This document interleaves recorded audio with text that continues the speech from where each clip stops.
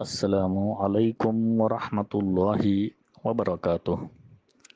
خلاصہ قرآن کا 7واں پارہ پیش خدمت ہے۔ اعوذ باللہ من الشیطان الرجیم، بسم اللہ الرحمن الرحیم۔ اللہ تعالیٰ کی اطاعت کی شان یہ ہے کہ جب لوگ قرآن کی آیات سنتے ہیں تو نزول حق کے خوشی میں روتے ہیں اور ان کی آنکھوں سے آنسو جاری ہو جاتے ہیں۔ وہ فوراً اپنے رب کو پکارتے ہیں اور کہتے ہیں، اے ہمارے رب، ہم آپ پر ایمان لے آئے تو آپ ہمیں گواہوں میں اور سچ بولنے والوں میں لکھ لیجئے۔ اللہ تعالیٰ نے تمہیں حلال اور پسندیدہ رزق دیا ہے، اسے کھاؤ اور اللہ تعالیٰ کی ناراضگی سے بچو۔ آگاہ رہو کہ حلال اور مباح چیزوں کو حرام کرنا بھی جرم ہے۔ بے معنی قسمیں نہ کھاؤ، اور اگر تم اس پر عمل نہ کرو جس پر تم نے قسم کھائی ہے تو اس کا فدیہ ادا کر دو، اور غلط قسمیں کھانے سے بچو۔ شراب اور جوا ناپسندیدہ اور شیطانی کام ہے، اس سے دور رہو۔ شیطان چاہتا ہے کہ ان طریقوں سے تم میں بغض و عداوت پھیلائے اور تمہیں اللہ تعالیٰ کے ذکر سے دور رکھے۔ اللہ تعالیٰ کی اطاعت کرو اور رسول کی اطاعت کرو اور شیطان سے ہوشیار رہو۔ اپنے ایمان کی حفاظت کرو، نیک عمل کرو، اپنے رب کے غضب سے بچو اور بہترین راستے کا انتخاب کرو۔ حرمت والے مہینوں میں کسی جانور کا شکار نہ کرو، یہ آپ کے لیے آزمائش ہے۔ اس سے ثابت ہوتا ہے کہ اللہ تعالیٰ آپ کے لیے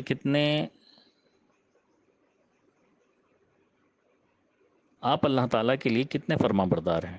حالانکہ اللہ تعالیٰ آپ کے سامنے نہیں ہے، لیکن آپ کو اللہ تعالیٰ کے احکامات کی پابندی کرنی ہے۔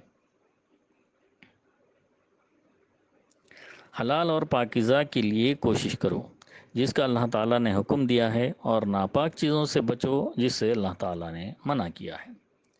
اس میں فرق سمجھنے کی کوشش کرو، اس طرح آپ اللہ تعالیٰ کے غضب سے محفوظ رہو گے۔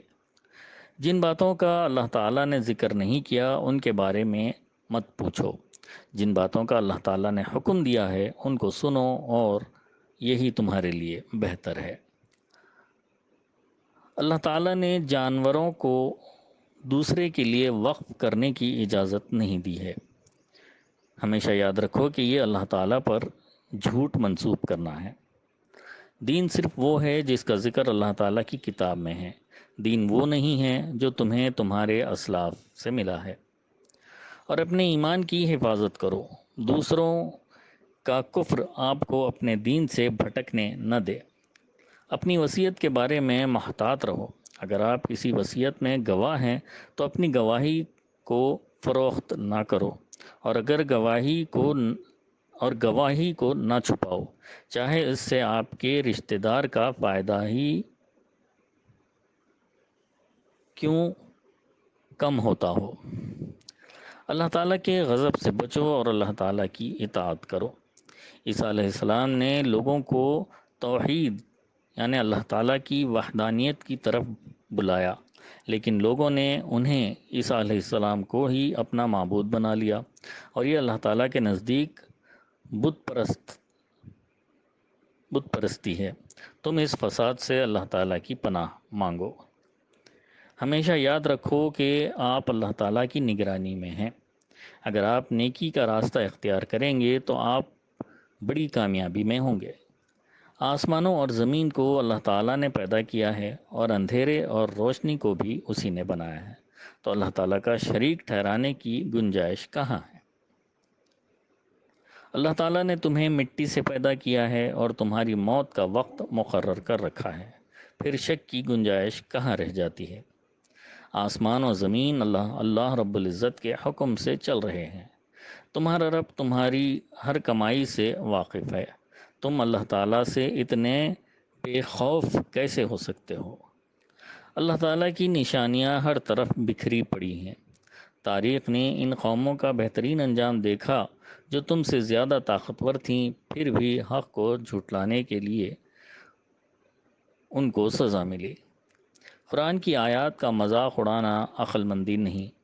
حق کو جھٹلانے والے پھر بھی جھٹلائیں گے، اور مذاق اڑانے والے ہر دور میں مذاق کرتے رہیں گے۔ تم اس سے بے پرواہ رہو اور اللہ تعالیٰ کی وحدانیت کی تبلیغ کرو۔ تمام مزاحمت کے جواب میں آپ کہتے ہیں کہ میں شرک نہیں کر سکتا۔ کہہ دو کہ میں اپنے رب کی اطاعت میں آگے رہوں گا۔ میں قرآن کے دن میں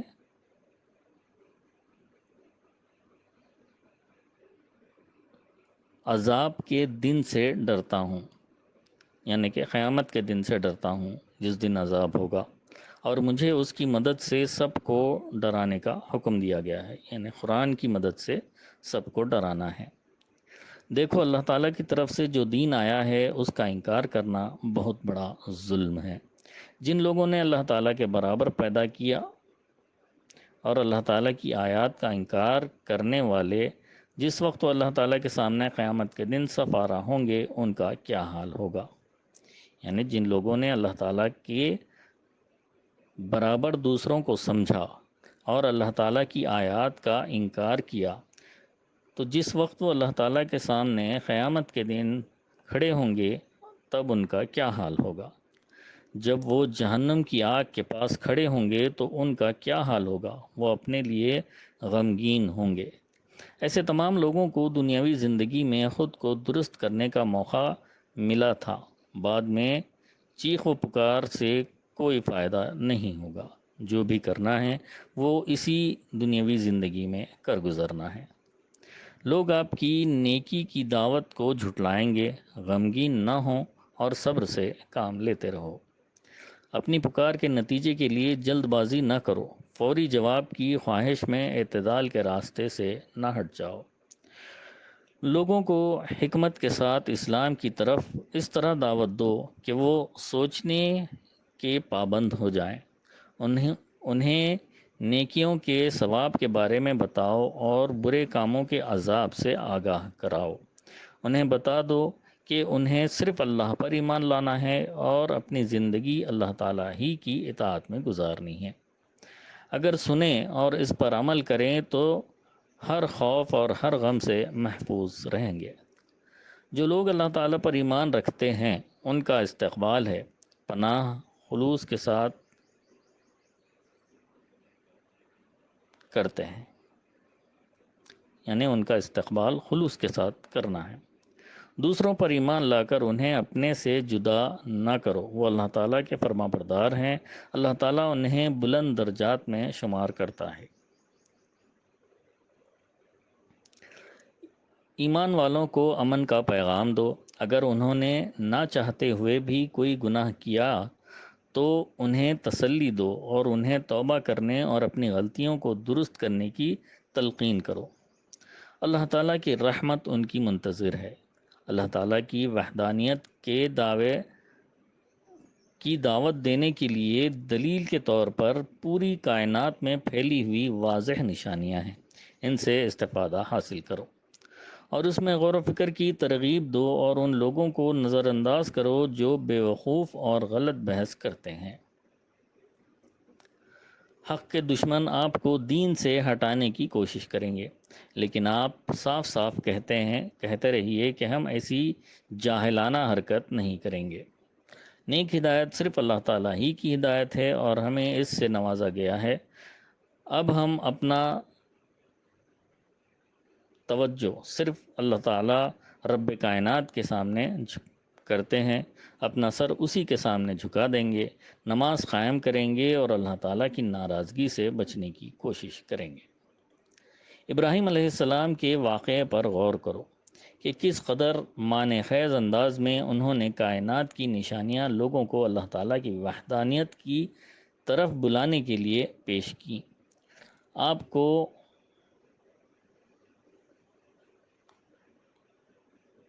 عقیدہ یعنی دعوت دین کی راہ میں بہت سے خطرات لاحق ہوں گے، لیکن آپ ان سے ڈریے گا نہیں۔